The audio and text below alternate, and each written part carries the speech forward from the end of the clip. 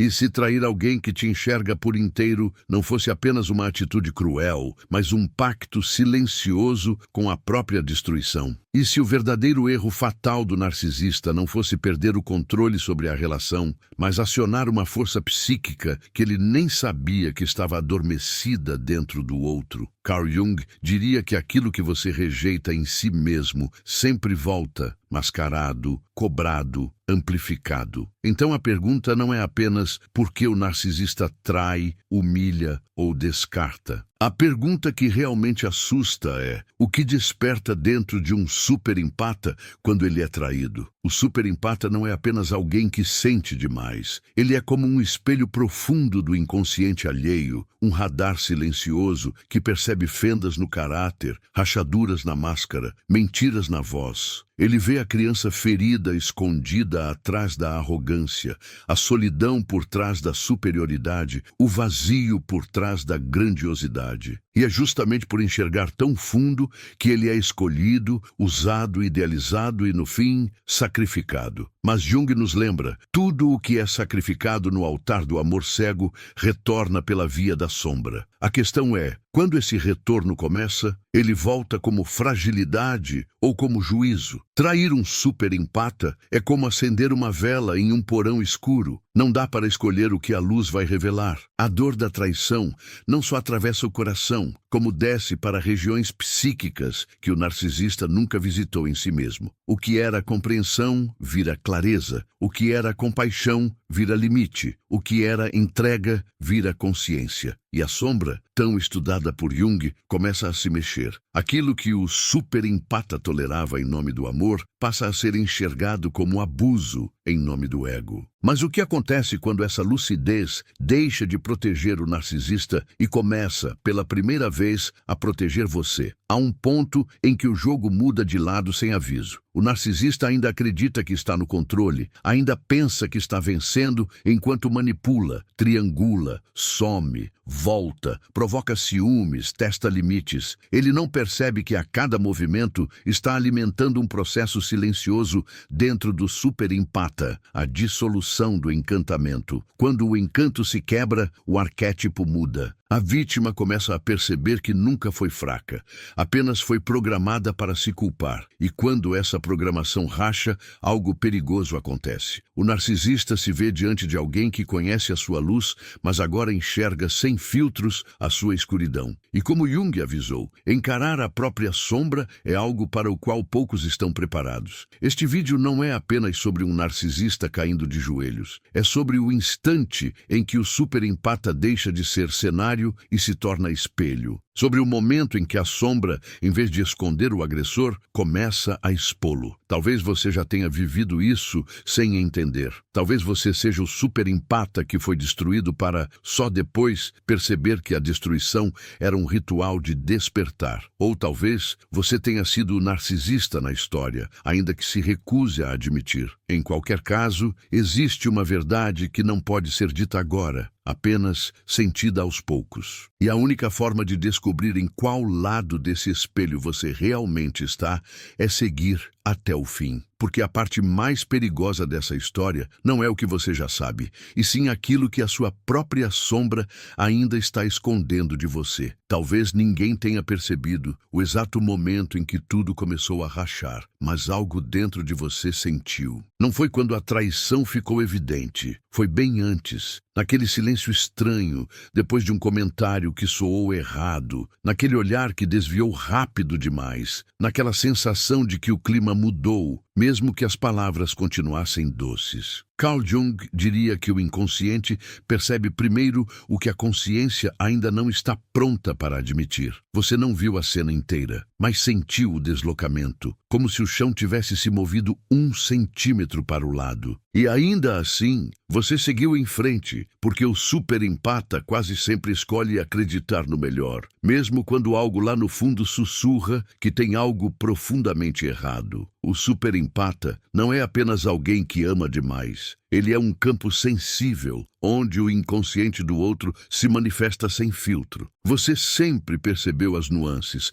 as mudanças mínimas de tom, as microexpressões, o peso diferente no ar quando uma mentira entrava na sala, mas aprendeu a engolir essas percepções para não parecer exagerado, dramático, desconfiado demais. É como se você carregasse um radar psíquico permanentemente ligado, captando dores não ditas, medos nunca confessados, vergonhas enterradas. Jung chamaria isso de um contato íntimo com o inconsciente coletivo, com os arquétipos que vivem por trás das máscaras diárias. O problema é que, em vez de confiar nesse dom, você foi condicionado a duvidar dele. E esse foi o terreno perfeito para o narcisista montar o próprio teatro. O narcisista não escolhe o superempata por acaso. Ele é atraído como se reconhecesse, em silêncio, uma espécie de espelho raro, alguém que o enxerga para além da persona, que sente a criança ferida escondida atrás da autoconfiança inflada. Ele sente que você vê a sua sombra, mesmo quando finge não ver nada, e isso é assustador e viciante ao mesmo tempo.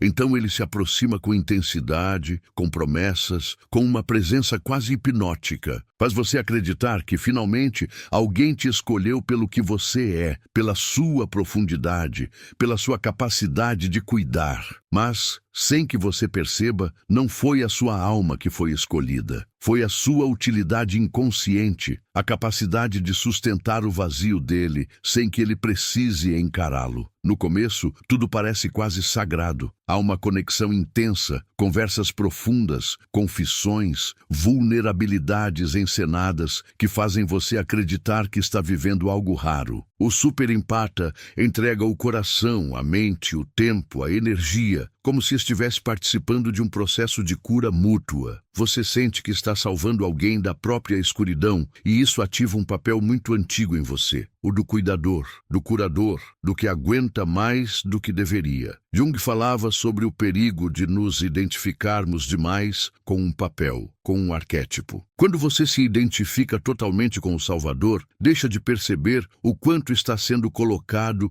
silenciosamente no lugar do sacrifício. A traição, quando finalmente emerge, não é apenas o ato concreto de uma mentira, de uma infidelidade, de uma manipulação descoberta. Ela é a revelação brutal de que todo aquele enredo talvez não fosse o que você pensou que era. Não é apenas o outro que cai do pedestal, é a sua própria narrativa interna que desmorona. Você não pensa só em por que ele fez isso, mas em como eu não vi. E essa segunda pergunta dói mais fundo, porque não aponta apenas para o comportamento alheio, mas atinge a sua própria percepção, o seu próprio valor, o seu próprio julgamento. É aqui que o superempata começa a sangrar por dentro, não apenas pela perda do outro, mas pela perda da confiança em si mesmo. Surge então o ciclo mais cruel de todos. Você começa a se culpar por ter sentido e ainda assim ter ficado. Lembra das vezes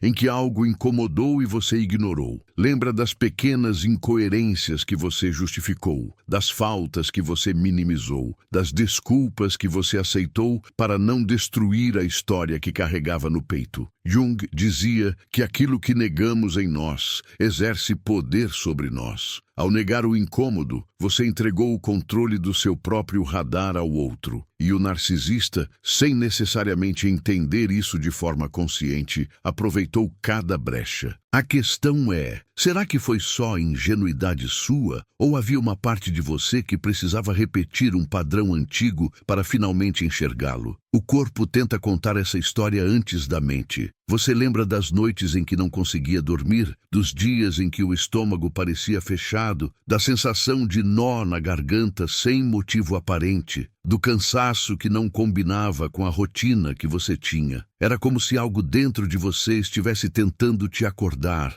avisar, gritar. Mas você chamava de ansiedade, de insegurança, de coisa da minha cabeça. Jung ensinava que o inconsciente fala por símbolos e sintomas, e o corpo é um dos templos dessa linguagem. Talvez a traição não tenha começado quando ele rompeu a confiança. Talvez ela tenha começado quando você aprendeu a desconfiar de si mesmo mais do que desconfiava de qualquer outra pessoa. Em algum momento, a dor chega em um ponto tão agudo que algo se rompe por dentro, mas não é você que quebra, é o encanto. É como se um véu caísse de repente, e aquilo que antes parecia confuso se alinhasse em um desenho perturbadoramente claro. Você começa a repassar conversas, situações, crises, reconciliações e percebe um padrão. Não era você quem estava sempre exagerando. Era ele quem estava sempre reescrevendo a realidade para continuar no controle. Entre lágrimas e raiva surge uma faísca de lucidez. E nessa faísca, a sombra começa a se movimentar. Não mais como inimiga, mas como algo que está tentando te mostrar quem você sempre foi, por trás do papel de mártir emocional. É nesse ponto que uma pergunta silenciosa, quase sussurrada, começa a surgir. E se não for você o problema? Não como slogan superficial, mas como uma suspeita profunda que mexe na base da culpa que você carrega há anos. E se a sua sensibilidade nunca foi fraqueza, mas uma forma de inteligência que sempre foi explorada por pessoas que não queriam crescer? Jung falava dos complexos, essas estruturas psíquicas carregadas de emoção que, quando ativadas, nos fazem repetir roteiros antigos, como se estivéssemos presos em uma peça que já vimos muitas vezes. E se essa traição não fosse o primeiro ato, mas apenas o capítulo mais explícito de um ciclo que começou muito antes dessa relação? Quando essa percepção começa a nascer, algo muda na forma como você olha para a própria história. A dor continua forte, mas algo dentro de você deixa de pedir desculpas por existir, por sentir, por perceber. É como se a sombra, que antes só guardava as coisas que você não queria ver, começasse agora a revelar tesouros que estavam escondidos lá. A força que você tem para suportar a devastação, a capacidade de continuar sentindo mesmo depois de ter sido esmagado, a coragem de revisitar memórias sem apagar quem você foi. Nada disso é pequeno, nada disso é fraco. A questão é, o que acontece quando essa força, que sempre foi usada para sustentar o outro, começa a voltar para você? Talvez seja aqui que o erro fatal do narcisista começa a tomar forma, mesmo que ele ainda não perceba. Ao trair um superempata, ele não destrói apenas uma relação. Ele rompe o feitiço que mantinha aquele coração gigante em estado de autoacusação permanente. Ele desperta, sem querer, a possibilidade de você olhar para si com os olhos de alguém que não está mais tentando se encaixar na narrativa de ninguém. E quando isso começa a acontecer, o jogo psíquico se inverte devagar, quase imperceptivelmente. A pergunta que fica ecoando é simples e perigosa. O que um narcisista faz quando percebe que pela primeira vez a pessoa que ele sempre subjugou começou a ver com clareza aquilo que ele mesmo passa a vida tentando evitar dentro de si? Não perca mais tempo vivendo com esse fardo. Garanta agora o seu livro digital, Guia Prático e Chocante para Desarmar o Narcisista Sem Discussão, e descubra como aplicar essas poderosas lições no seu dia a dia. Atenção! O estoque é limitado e está se esgotando rapidamente. Clique agora e comece sua jornada em direção à paz e confiança que você merece. Quando o superempata começa a ver com clareza, algo imperceptível muda na atmosfera da relação. O narcisista sente primeiro na vibração, no olhar que já não se dobra, na resposta que agora vem com pausas, no silêncio que não se apressa em consertar tudo. Não é que você fique agressivo, é pior para ele, você fica lúcido. E a lucidez é o que mais ameaça quem vive de distorcer a realidade. Jung dizia que nada é mais aterrorizante do que ser visto de verdade. E pela primeira vez, aquele olhar que antes era fonte de admiração, perdão e acolhimento passa a ser um espelho que reflete aquilo que ele mais foge, a própria pequenez. A reação não vem em forma de reconhecimento sincero, mas em forma de contra-ataque emocional. De repente, a pessoa que te traiu começa a agir como se fosse a verdadeira vítima. Surgem frases que você talvez conheça bem. Você mudou, você está frio,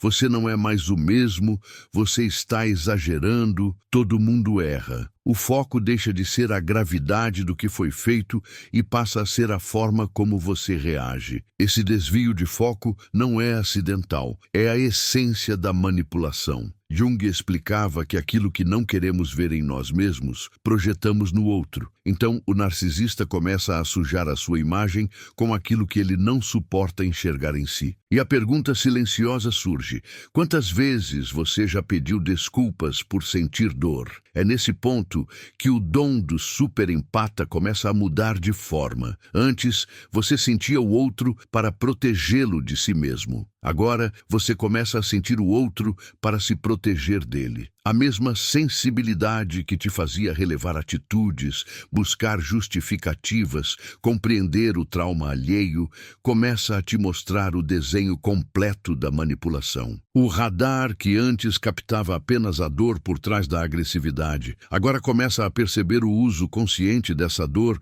como justificativa para nunca assumir responsabilidade. Jung chamaria isso de identificação com a sombra, quando alguém escolhe se esconder atrás das próprias feridas para continuar ferindo sem mudar. E você se vê diante de um dilema doloroso: continuar entendendo ou, pela primeira vez, se escolher. Enquanto você recua internamente, o narcisista intensifica o jogo. Pode voltar mais carinhoso do que nunca, prometer mudanças grandiosas, recordar momentos íntimos, usar memórias como arma. Ou pode ir para o extremo oposto: frieza, desprezo, silêncio absoluto, novas pessoas, novas histórias nas quais você é o vilão. Essas oscilações não são aleatórias. Elas servem para testar até onde sua psique ainda é controlável. A cada nova tentativa de te puxar de volta, uma parte sua sente vontade de ceder, porque o vínculo não é apenas afetivo, é psíquico. Você não está lutando só contra uma pessoa, está lutando contra um padrão inteiro dentro de si. E é aqui que o ensinamento de Jung sussurra: aquilo que você não torna consciente retorna na sua vida como destino. Você começa a perceber que não está lidando apenas com esse relacionamento. A traição atual acorda ecos de outras cenas. Talvez um pai ausente que sempre fazia você se sentir culpado, uma mãe que te silenciava, relações passadas em que você sempre tomava a culpa para manter a paz. A história que dói hoje é o portal para histórias antigas que nunca foram totalmente digeridas. O superempata, muitas vezes, nasceu em ambientes onde sentir pelos outros era questão de sobrevivência. Você aprendeu a ler energia antes de ler palavras. Aprendeu a se adaptar ao humor alheio para não ser abandonado, criticado ou punido. Agora, nesse palco com o narcisista, tudo isso se repete como uma peça que você não escolheu escrever, mas que conhece de cor. As memórias voltam não como cenas claras, mas como sensações antigas. Aquele aperto no peito ao ouvir um tom de voz, o medo de desagradar, a necessidade quase compulsiva de explicar que não teve intenção de machucar ninguém. É como se a criança que você foi estivesse sentada ao seu lado, assistindo tudo de novo, esperando que desta vez alguém a defendesse. Jung falava sobre o processo de individuação como um retorno a si mesmo, uma reconciliação com todas as partes negadas. Aqui, a criança ferida, o adulto cansado, o cuidador exausto e o superempata traído se encontram no mesmo espaço interno. E o que você faz com isso começa a definir se essa dor será apenas mais uma cicatriz ou o início de uma transformação. Nesse choque interno, surgem momentos em que você quase volta atrás. uma mensagem chega, uma lembrança boa aparece, uma saudade atravessa o peito como um raio. Você pensa, talvez não tenha sido tão grave assim, talvez eu esteja exagerando, talvez eu ainda consiga mudar essa pessoa. E é exatamente aqui que o loop mais perigoso se forma. Porque se você volta mais fragilizado, mais condicionado, mais disponível para ser culpado por tudo. Jung alertava para o fascínio dos opostos. Somos atraídos por aquilo que nos complementa, mas também por aquilo que ativa nossas feridas mais profundas. A pergunta que ecoa é: você quer salvar o outro ou está tentando, sem perceber, salvar aquela parte sua que nunca foi salva? Ao mesmo tempo, algo silencioso começa a crescer, o desconforto com a própria autopunição. Você começa a se perguntar por que sempre é você quem está se analisando, se questionando, se vigiando. Por que sempre é você quem lê, estuda, busca entender traumas, padrões, dinâmicas tóxicas, enquanto o outro segue repetindo tudo como se nada fosse com ele. Essa assimetria dói. E nessa dor, um embrião de autorrespeito começa a se formar. Não é orgulho vazio, é uma recusa profunda a continuar sendo o altar de sacrifício para quem não se move 1 centímetro em direção à própria consciência. Jung diria que, nesse ponto, a psique começa a se reorganizar para preservar o eu. E quando o eu começa a se proteger, o reino da sombra treme. Do lado do narcisista, essa mudança é percebida como afronta. Ele pode não saber explicar com palavras, mas sente que algo essencial lhe foi tirado: o poder de definir quem você é. Quando você deixa de acreditar cegamente na versão dele sobre você, ele perde o controle da narrativa. E para alguém que construiu uma persona inteira em cima de admiração, superioridade e controle, isso é devastador. Não é apenas sobre você se afastar, é sobre o espelho começar a se virar. A imagem que ele via em você, de alguém sempre disponível, culpado, grato por migalhas, começa a se desfazer. E por trás dessa perda, há um pânico silencioso. Se nem essa pessoa acredita mais em mim, quem vai sustentar a história que eu conto sobre mim mesmo? É aí que o erro fatal ganha contornos mais nítidos. Ao trair um superempata, o narcisista rompe não só a confiança, mas o feitiço que fazia daquela relação um lugar seguro para suas distorções internas. Ele desperta uma consciência que antes estava voltada para protegê-lo e agora começa a protegê-lo de forma involuntária, afastando-se. O que parecia apenas uma quebra de vínculo emocional passa a ser uma quebra de espelho psíquico. E sem esse espelho, a sombra que ele sempre conseguiu projetar para fora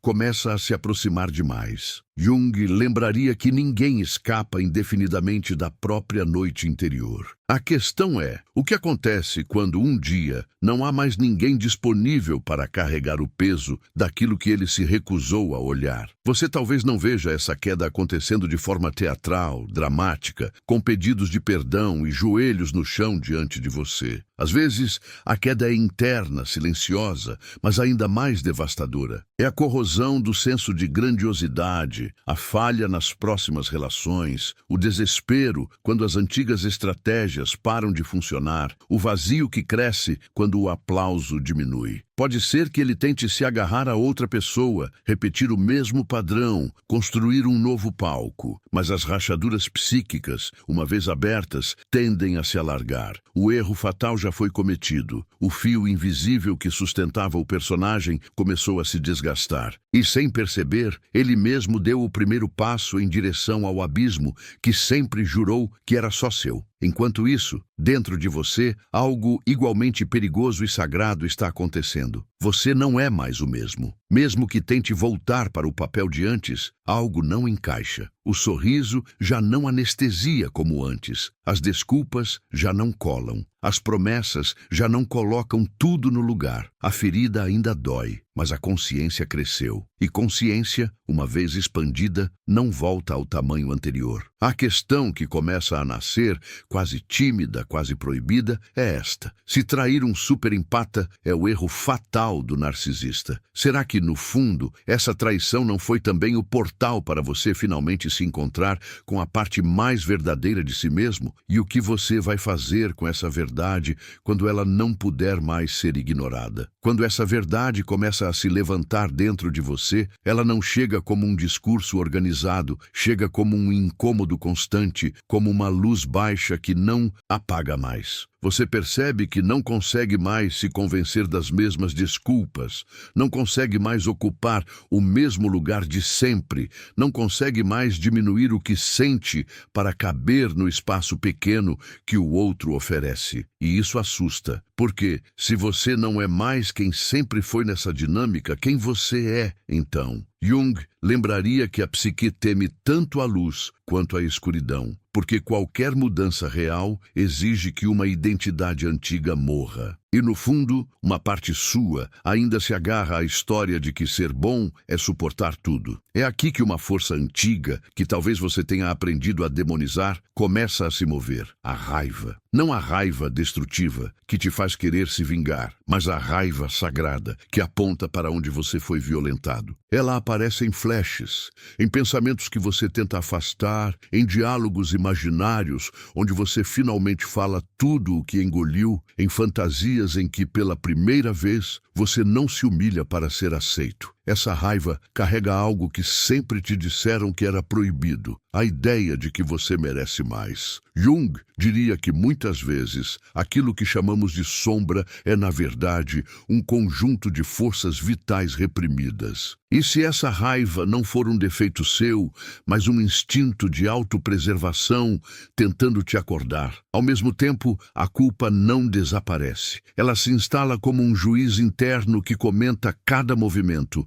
Quando você se afasta, ela diz que você é cruel. Quando você impõe limite, ela diz que você está exagerando. Quando você pensa em ir embora de vez, ela sussurra que você nunca mais vai encontrar alguém que te entenda assim. Esse juiz não nasceu na relação com o narcisista. Ele é mais antigo. É a voz internalizada de todas as vezes em que você foi responsabilizado pelo humor dos outros, pelo fracasso dos outros, pela solidão dos outros. Jung falava dos complexos como pequenas personalidades dentro de nós. Esse juiz é um deles. Ele não quer a sua felicidade, quer apenas manter o roteiro conhecido. No meio desse tribunal interno, existe um espaço mais silencioso, que raramente é ouvido. Não é a voz da culpa, nem da raiva, nem do medo de ficar só. É quase um suspiro, uma presença tímida que diz, olha para você. É a parte sua, que não se resume ao papel de superempata, de salvador, de mártir. É o eu profundo,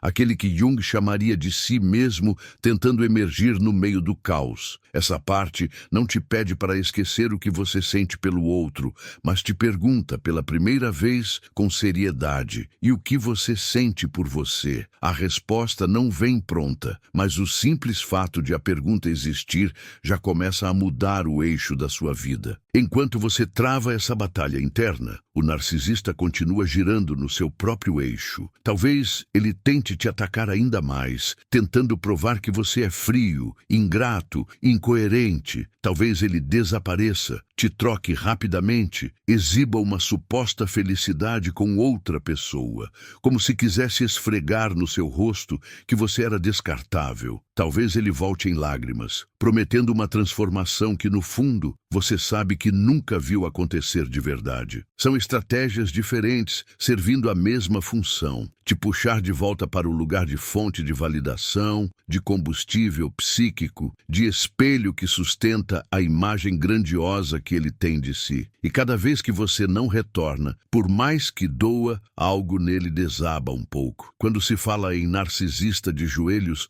muita gente imagina alguém implorando, chorando, pedindo perdão. Às vezes, isso acontece, mas nem sempre. Às vezes, estar de joelhos é um estado interno, não um ato visível. É a sensação secreta de perceber que por trás de toda a pose, o controle se perdeu, que as antigas manipulações não funcionam mais, que a pessoa que sempre voltava não volta do mesmo jeito. Jung lembraria que ninguém suporta por muito tempo a visão de si mesmo em ruínas. Quando o superempata deixa de servir servir como espelho idealizado, o narcisista precisa se ver em algum lugar, e o que ele vê, sem o seu brilho para dourar a própria imagem, nem sempre é suportável. Do seu lado, algo começa a mudar na forma como você olha para essa queda. No início, pode haver um desejo secreto de ver o outro pagar, sofrer, sentir o que você sentiu. Mas, se você observa com honestidade, percebe que se vingar não cura a criança que foi ignorada,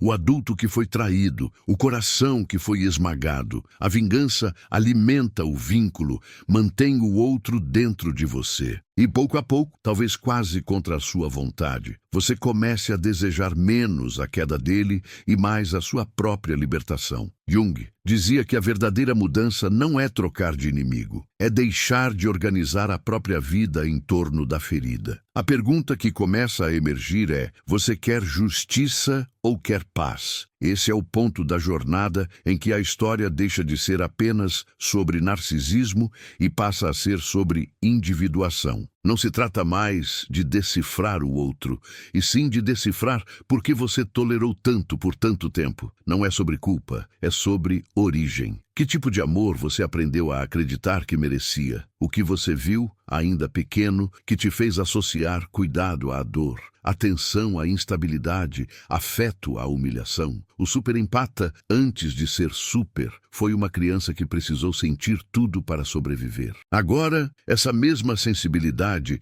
está sendo convidada a fazer algo novo. Em vez de mapear o mundo para proteger os outros, mapear a própria alma para, finalmente, proteger você. Nesse processo, você começa a revisitar lembranças com um olhar diferente. Situações que antes pareciam normais passam a te chocar. Frases que você ouviu e engoliu a vida inteira começam a ecoar como violência. Você percebe que muitas das ideias que tinha sobre amor eram, na verdade, roteiros de autoabandono. Amar era se acostumar a ser o segundo plano, era aceitar menos, era achar que tudo bem contanto que o outro ficasse bem. A sombra, nesse contexto, não é apenas o lado obscuro, é também o lado esquecido, a sua necessidade legítima de ser visto, respeitado, honrado. E quanto mais essa necessidade emerge, mais impossível fica encaixar a sua alma em relações onde só um lado é permitido existir. É aqui que o medo dá seu último salto. Porque se você assumir que merece mais, talvez precise deixar ir aquilo que mais desejou manter.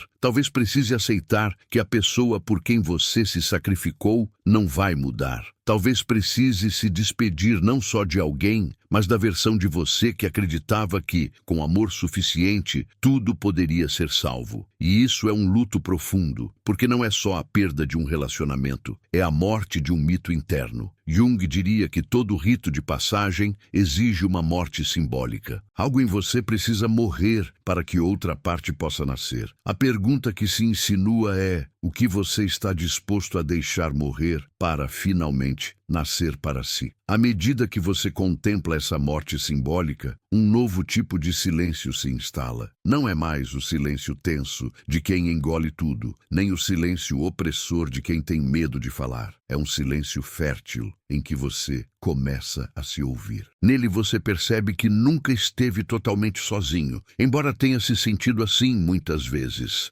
Havia uma parte sua, escondida, esperando o momento em que você cansasse de se trair para agradar o outro. Essa parte não grita, não exige, não dramatiza. Ela apenas espera que você a escolha. E quando você começa a se inclinar em direção a ela, algo muito sutil muda. Pela primeira vez, talvez, o centro da sua história começa a sair das mãos de quem te feriu e a voltar para você. Só que esse retorno não é um ato único, é um processo. Em alguns dias você vai se sentir forte, convicto, claro. Em outros, vai chorar de saudade, sentir falta justamente das coisas que mais te machucaram, desejar voltar para o conhecido. e está tudo aí, misturado. Jung falava da tensão dos opostos como algo necessário para o crescimento da consciência. Você não precisa escolher entre ser o superempata que sente tudo e o muro frio que não sente nada. A travessia é encontrar um lugar onde você continua sentindo profundamente, mas já não se sacrifica para caber em histórias pequenas demais para o tamanho da sua alma. A pergunta que começa a pulsar então não é mais por que ele fez isso comigo, mas quem eu me torno a partir disso? E talvez seja justamente nessa pergunta que a sombra de Jung se transforme de ameaça em portal. Porque se trair um superempata é o erro fatal que faz o narcisista cair de joelhos diante da própria miséria interna, também pode ser o gatilho que te leva a se ajoelhar pela primeira vez diante de si mesmo, não em submissão, mas em reverência. Você não precisa ainda saber como vai ser essa nova versão sua, nem precisa ter respostas prontas. O que importa por enquanto é outra coisa. Perceber que a história que começou com a dor da traição pode não terminar na queda de quem te machucou, mas na ascensão silenciosa de quem você sempre foi. E a pergunta que fica agora não é o que o narcisista vai perder, mas o que você está prestes a ganhar quando decidir atravessar até o fim a noite em que finalmente encontra a própria luz. Quando você começa a se aproximar dessa própria luz, não é um clarão triunfante que te envolve, mas um brilho tímido que quase te incomoda. Porque iluminar também significa ver o que sempre esteve escondido. As escolhas que fez por medo, as vezes em que se traiu para ser amado, as situações em que se calou enquanto algo dentro de você gritava. Jung diria que ninguém se torna iluminado apenas imaginando figuras de luz, mas tornando consciente a escuridão. Não é confortável. De repente, você percebe que a história com o narcisista não foi apenas algo que aconteceu com você, mas um espelho que refletiu algo que você carrega há muito tempo. E isso dói, porque exige responsabilidade sem cair no buraco da culpa. É nesse ponto que você começa a perceber a diferença entre responsabilidade e autocondenação. A responsabilidade diz, agora que eu vejo, posso escolher diferente. A autocondenação diz, como fui burro, fraco, cego. Você pode sentir as duas vozes brigando dentro de si. Uma tenta te puxar para baixo, como se você merecesse apanhar por não ter enxergado antes. A outra, mais silenciosa, mais madura, insiste em uma perspectiva diferente. Você fez o melhor que podia com o nível de consciência que tinha. Jung falava que o inconsciente conduz a vida e a pessoa chama de destino aquilo que ela não compreende. Você não precisa se punir por não ter visto antes. Mas agora que vê, a pergunta muda. O que fará com o que foi revelado? À medida que essa consciência cresce, você começa a notar pequenos movimentos internos que antes passariam despercebidos. A mensagem que chega já não provoca o mesmo impacto. A foto que você veria 1000 vezes agora te causa cansaço. O discurso melodramático que antes te desmontava agora parece previsível. Não é que a dor tenha sumido, é que algo em você está menos hipnotizado. É como se o encantamento estivesse enfraquecendo, centímetro por centímetro. Jung explicaria que quando um complexo perde energia, a consciência ganha espaço. Cada vez que você escolhe não responder de impulso, não se justificar, não voltar correndo, você retira alimento de um padrão psíquico que te aprisionava. E sem alimento, até o monstro interno enfraquece. Nesse processo, os sonhos podem começar a mudar.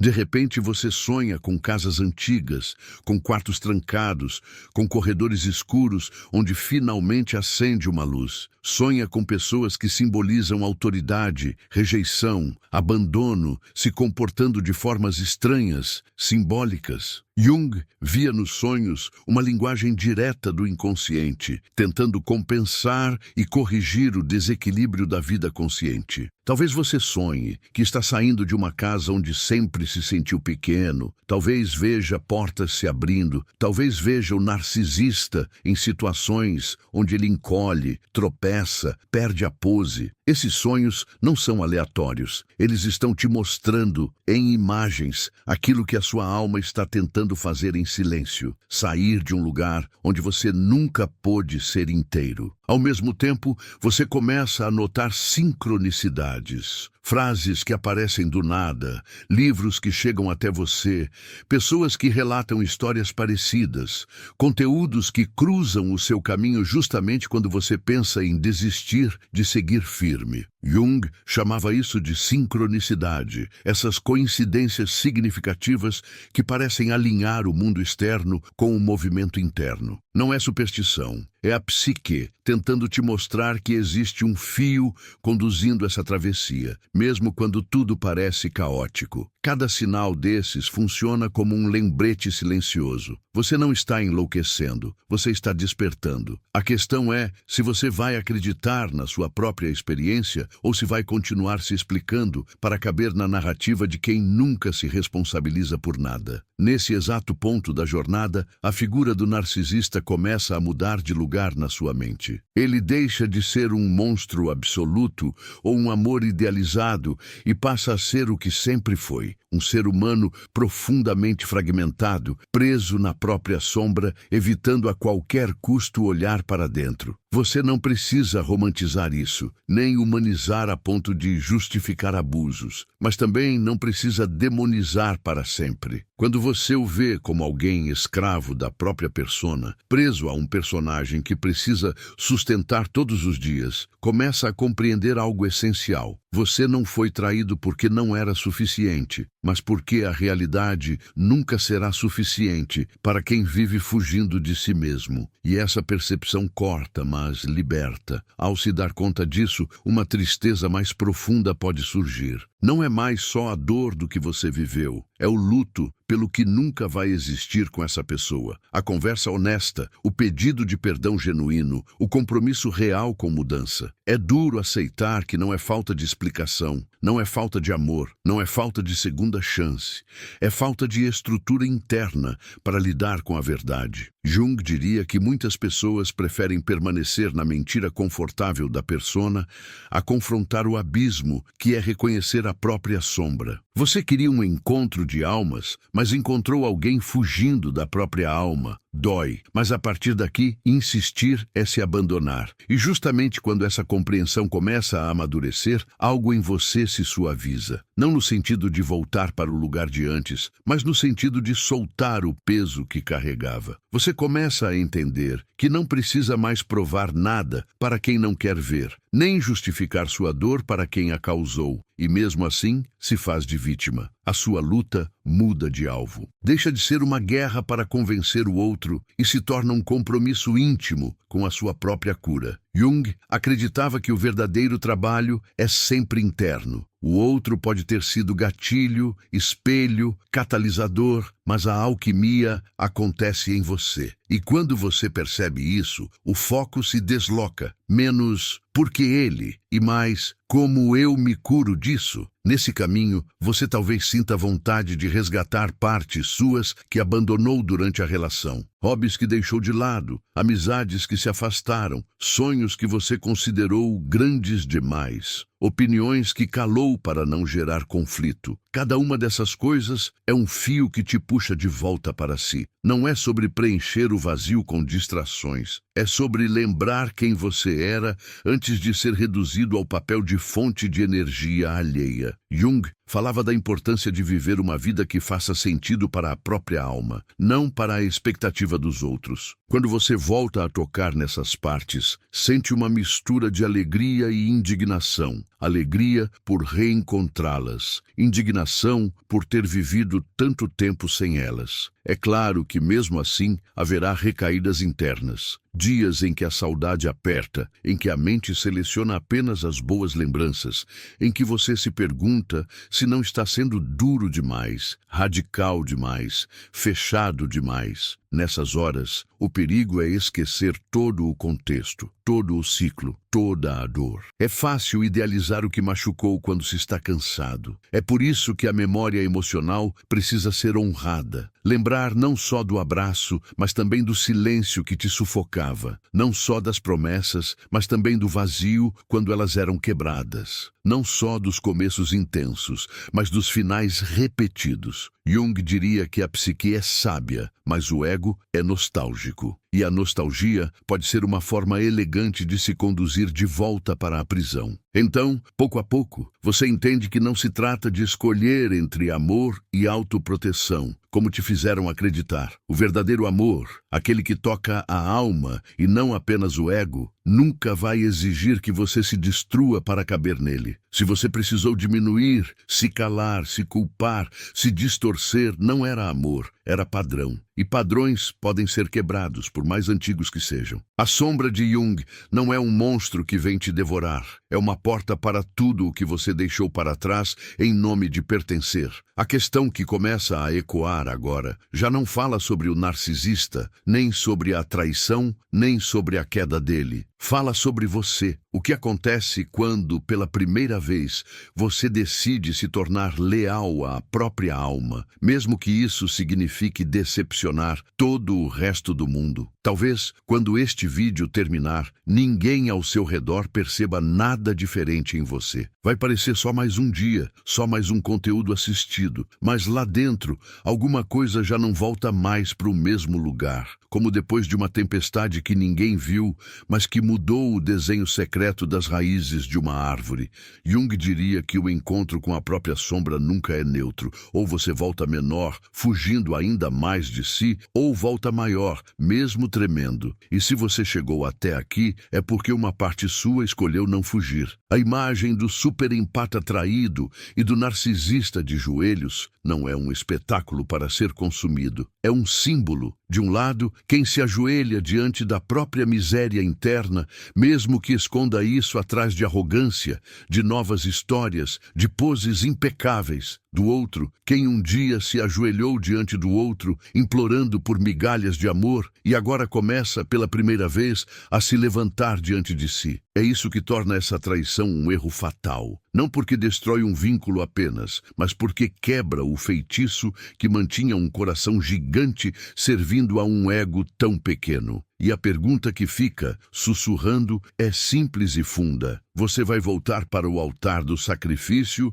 ou vai respeitar o próprio despertar? Trair um superempata é brincar com forças que não se compreende. Quando alguém fere quem enxerga a alma, abre sem querer as portas de um labirinto que sempre esteve ali, silenciado. Na superfície, parece só mais um jogo de poder, mais uma história de amor e dor. Por baixo, é um ritual, a queda da idealização, o colapso da narrativa, a morte do personagem que vivia para salvar quem não queria ser salvo. Jung chamou de individuação esse caminho de volta ao centro de si. Às vezes, ele começa exatamente aqui, no ponto em que você entende que não consegue mais se abandonar para manter vivo o personagem de ninguém. Talvez você ainda sinta pena, ainda sinta amor, ainda sinta saudade. Ninguém apaga assim de uma vez aquilo que foi vivido com o corpo inteiro. Mas agora você sabe algo que antes não sabia. Sentir não é sinônimo de se submeter. Compaixão não é contrato de autoabandono. Empatia não é permissão para ser pisado. O superempata desperto continua sentindo fundo, continua percebendo as sombras dos outros,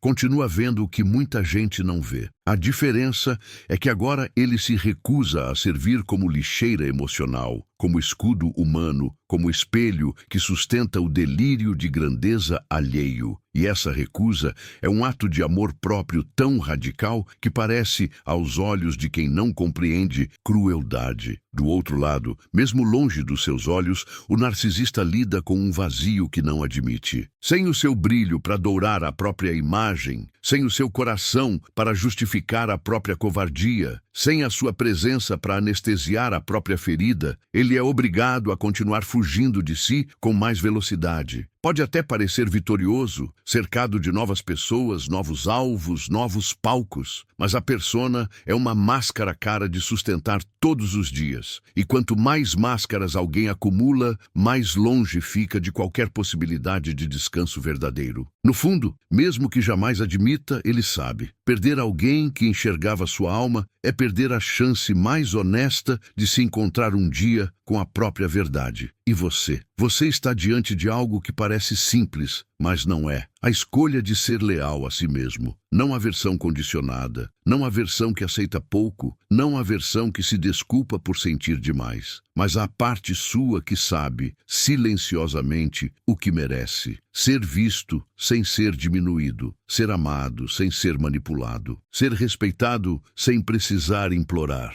Jung ensinou que a psique busca inteireza, não perfeição. Talvez, a partir de agora, inteireza signifique olhar para todas as partes suas. A que amou, a que se feriu, a que suportou demais, a que finalmente disse chega, e abraçá-las sem escolher qual é mais digna. Todas são você. Todas caminharam até aqui. Você pode até não perceber hoje, mas esse é um ponto de virada. Não porque o mundo lá fora mudou, e sim porque o mapa dentro de você não é mais o mesmo. A partir do momento em que você reconhece o próprio valor, as portas que antes pareciam abertas para qualquer um começam a se fechar para o que não te honra. Não por orgulho, mas por higiene emocional. E, ao mesmo tempo, novas portas começam a se insinuar. Relações mais íntegras, vínculos menos teatrais, presenças que não te exigem mutilação emocional para ficar. O que antes você chamava de exagero, sensibilidade demais, drama, agora começa a se revelar como aquilo que sempre foi, uma bússola. Talvez a frase mais honesta que você possa carregar daqui seja esta: ninguém sai ileso de um encontro com a própria sombra, nem o narcisista, nem o superempata. Mas enquanto um se ajoelha diante do próprio abismo e tenta disfarçar, o outro se ajoelha diante da própria alma e, aos poucos, aprende a levantar diferente. Trair um superempata é o erro fatal porque desperta nele aquilo que nunca mais poderá ser adormecido. A consciência de que amar o outro sem amar a si mesmo é uma forma lenta de desaparecer. E você não está aqui para desaparecer. Se, em algum momento deste vídeo, você sentiu um aperto no peito, um nó na garganta, uma vontade estranha de chorar ou de respirar fundo, não ignore isso. Não foi só conteúdo, foi encontro. Encontro com memórias que você empurrou para debaixo do tapete. Encontro com versões suas, que ficaram presas em relações antigas. Encontro com perguntas que você sempre adiou. Permita que esse eco continue trabalhando em você, mesmo depois que a tela escurecer. Talvez, nos próximos dias, cenas antigas voltem à sua mente com um gosto diferente. Talvez você comece a olhar para certas pessoas de outra maneira. Talvez você perceba que, onde antes havia só culpa, agora começa a entrar uma luz tênue de compreensão. Se esse vídeo te tocou de alguma forma, honre esse movimento. Não apenas fechando a janela e fingindo que nada aconteceu, mas escolhendo continuar essa conversa, aprofundar essa jornada. Deixe nos comentários aquilo que você sentiu, não aquilo que você acha que deveria dizer. Compartilhe com alguém que você sabe que viveu ou vive algo parecido. Não como quem manda um link a mais, mas como quem estende a mão no meio da noite. E se você sentiu que aqui existe um espaço onde sua dor é compreendida em profundidade, se inscreva, permaneça, caminhe conosco. Cada curtida, cada comentário, cada compartilhamento aqui não é só número, é um sinal silencioso de que mais superempatas estão despertando da mesma hipnose. Porque no fim, nada disso é sobre um vídeo, nem sobre uma história específica. É sobre uma mudança de eixo, de viver em função do olhar de quem nunca te viu, para viver em fidelidade ao olhar que você finalmente volta para si. Se algo em você acordou, mesmo que seja um sussurro, cuide disso como quem guarda fogo em noite fria. Esse fogo é seu. E talvez, só talvez, tudo o que aconteceu até hoje, inclusive a traição que quase te destruiu, tenha sido o caminho torto pelo qual a vida encontrou uma maneira de te trazer de volta para casa. Você.